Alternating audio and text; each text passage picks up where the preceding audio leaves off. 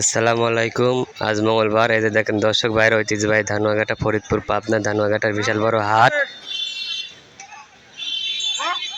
এই যে ওইটা আমার কাকা ধানের ব্যাপারী। এই যে দেখেন আমার চাচা, আমার মিঠু চাচা, এটা ধানের ব্যাপারী। এই যে দেখেন ধান 1200 থেকে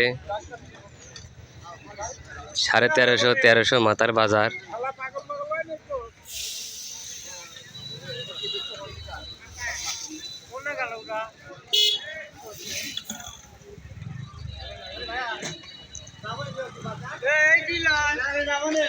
আর এই যে নতুন ধান 1100 1150 বাজার।